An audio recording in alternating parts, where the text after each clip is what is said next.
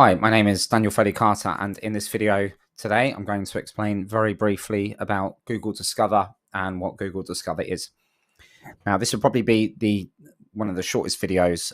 There's not a great deal to Google Discover, but there is more to getting on it. First of all, Google Discover is the feed that is sometimes seen on Android phones. So when you're on your Android phone and you generally swipe to the right, you'll have a feed there, and that's generally what Google Discover is. So it's generally a long list of posts in a listicle style of format.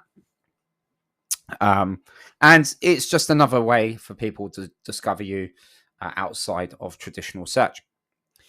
So Discover does offer very good traffic opportunities in various different niches, but there are no hard and fixed ways of getting included. There are only general guidelines. So here we can see Discover performance. There isn't going to be as much data here as there is from traditional search, but we have the ability to filter our date range. And we are able to filter whether or not what URLs appeared and what the discovery appearance looked like. So in this case, we just have videos. And we come down and we see which pages have been served in Google Discover that have generated traffic, which countries, what the Discover appearance was, and the dates. So there's very, very little information in here other than looking at CTR clicks and impressions. But Google Discover is a good opportunity for traffic. So there are a few different things. So in Google Search Central, they have information relating to Google Discover and your website. And it explains a little bit more about how content appears in Google Discover.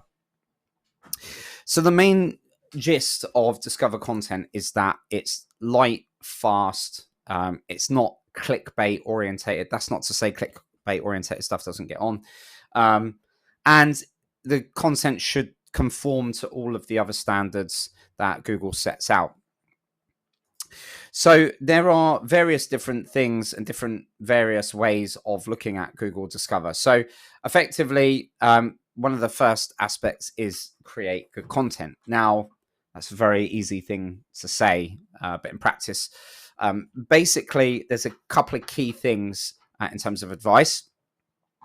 So what I would typically do is I would have a look in Ahrefs or exploding topics.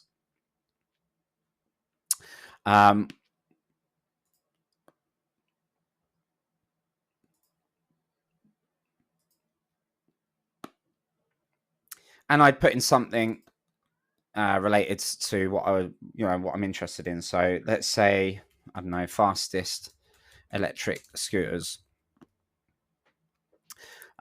Just using the US market.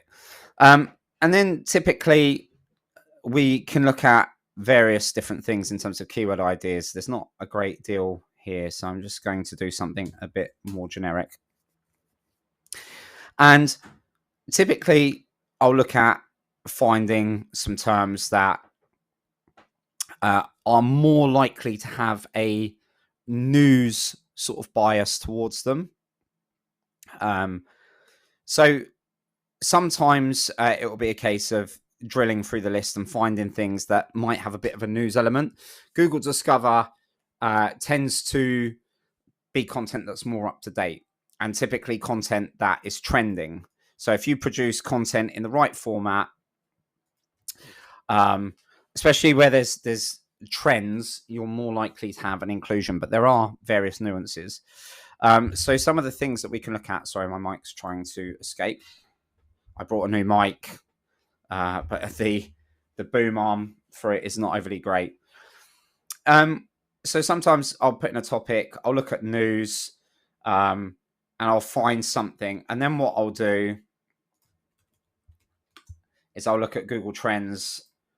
So, we might have something, best electric scooters for example.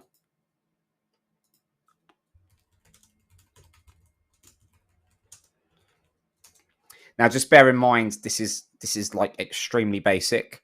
There is a lot more depth to this, but just to give like a light overview. So typically, what I would do is look to see what the trends look like for various things that I think, okay, well, this is newsworthy. Now, Best Electric Scooters 2024 is more of a comparison term, but it has a time span associated with it, 2024.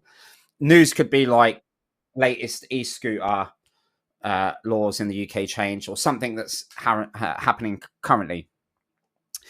So generally, you'll want something that is actively searched for, where there is some sort of trend data, where there is keyword data. And then fundamentally, what you'll want to do is put this stuff into pages that it is put together really well. So you have to keep UX into consideration. One of the things I would say is Google Discover content, generally is more broken up. So you have more images, more content spacing. You just have a page that is easy to consume. Use all the right headings. I don't know what is going on today. Stuff is just extremely slow to load. So we would have content in a format that takes into consideration readability. I do not know what is going on. Finally. Okay, so if you look, for example, and this is just a very rough example, but we have clear spacing. We have Best Electric kick scooters in this example, so they're not. They are electric scooters. I don't know why they've put kick scooters, but so we can see here that they've put the products directly at the top, and then it's very much sort of paragraph, short form. They've broken the page up. I'm not saying that this is the best experience, but for an article, it's okay. Stuff like this, maybe not. But for content to be more likely to be included in Google Discover, you'll generally want stuff that's really engaging, not clickbaity, well put together. So basically, the content has to conform to normal standards. It has to be really well written, the right writing style and perspective, correct use of grammar, just well put together, broken up, and to contain information that people are interested in. So one of the things as well that we can do is we can take an article, and then we can change. So we can press F12, and then we can click this little icon here, and then we could sort of get a view of what it looks like on mobile. So generally, what you're going to want to do if you want your content to have a higher probability of inclusion, first of all, I would suggest reading the Google Search Central guidelines around Google Discover and the kind of things that they're looking for. But one of the things to consider is that this content needs to be mobile first. So it needs to be responsive. The page should load quickly, and the usability of the page should be good. The title of the content should just be straight to the point. So don't use clickbaity things, shocking titles and things like that. That's likely to reduce your chance of getting in Google Discover. Keeping the pages light, well-spaced, using imagery, using headings, breaking things up, incorporating video, and making sure that the content is current. These are probably some of the most important things in regards to inclusion. There are general things as well. So most of the content that appears in Google Discover is generally article information based as opposed to commercial. So what that means is that, if you've got a retail shop, you might write articles around, the best coats for winter. And then what you want to do is you'll want to make sure that you follow the principles of something called EEAT. So experience, expertise, authority, trust. So basically what that means is that it means that not only should the content be in a light, easy to use format, it should also be written in a way that is conducive from someone that understands the topic. So, you know, if someone is writing an article and they are in fashion and they work in fashion and they produce an article, they're more likely to produce something that actually is more accurate than someone that is a general writer that doesn't really know much about fashion but can write about it. So EAT is really important. If you're unsure what that is, you can just Google EEAT guidelines and best practice. I'll also do some video content on that. So as long as those things are covered as well. So some of the other things as well is that adding who the author is to the content, providing things like who the author is, picture, social handles,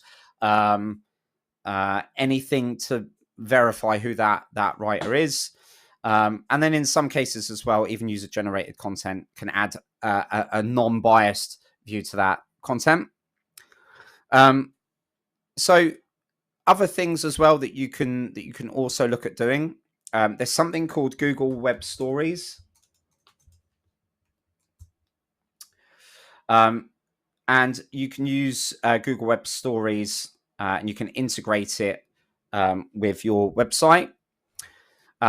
So this is, again, as it says here, web stories are a web-based version of popular stories format that blend video, audio, and images, animation, and text to create a dynamic consumption experience. So this is also something that I recommend. And you can actually get Google Web Stories for WordPress as a plugin. And this can help if you use this in combination with something such as Rank Math Pro. If you use Rank Math Pro with Google Web Stories together, and you create good content in a page that loads well, that's far more likely to help with the inclusion on Google Discover. So you can see here, they mention about using page titles that capture the essence of the content, but in a non-clickbait fashion. Again, they don't want things like, oh my God, shock titles, because generally that stuff is more associated with spam. And they don't want anything misleading. So if your title is a shock title, but the content is different, that's misleading. So don't do that. And then, again, as they say, include compelling high quality images in your content. Use larger, better quality images. Don't use tactics to artificially inflate engagement by using misleading or exaggerated details. Yeah, so like basically they're just saying don't create crappy, spammy content. So it's always worth a read through here. But again, there's no hard and fast set rules, just best practice. So my name is Daniel Foley Carter. I'll be producing a series of these videos. Do visit our website, assertiveuk.com or seo-audits.io. And if you're interested in Google Search Console, we've rebuilt it at www.seo-stack.io. Thank you for watching.